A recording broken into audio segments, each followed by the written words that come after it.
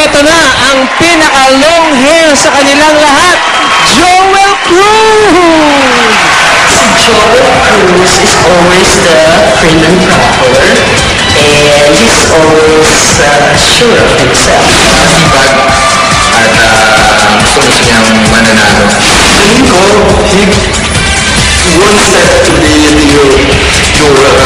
winning the show. Tingin ko, kasi his performance, he really focused. Buhok. Long hair siya. Long hair. Feel niya yung long hair niya. Ganyan siya. Nakita ko si Joel. Clearly competition. Joel Cruz with Team Idol!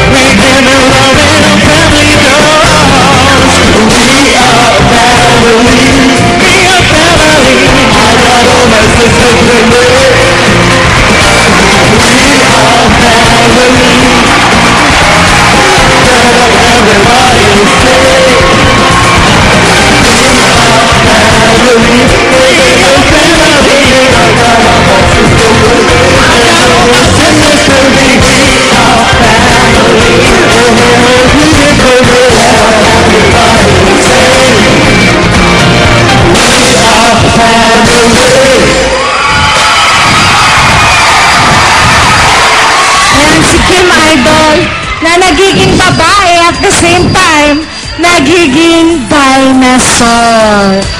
Joel, I did not recognize you with this, pink ensemble now. Okay, now we ask Judge Danny, what can you say about his dress? Nung natanggal si Maxi Cinco last week, nalungkot kami. Oo. Sabi namin, wala, boring na. Pero may pumalit na. Which means ako, personally, nag-enjoy ako. Yan ang matagal ko nang hinahanap kay Joel. Kasi dati, puro serious, nakasuit lagi.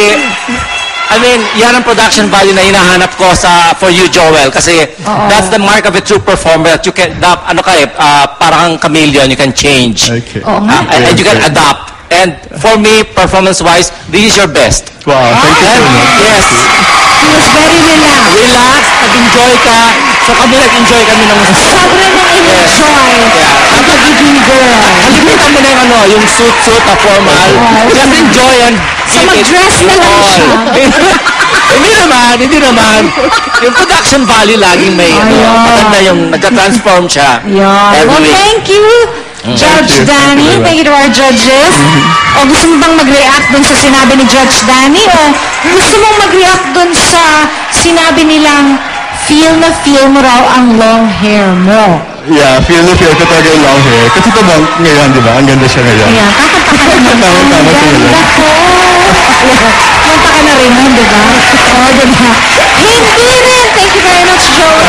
Hindi rin makakaligtas itong last contender natin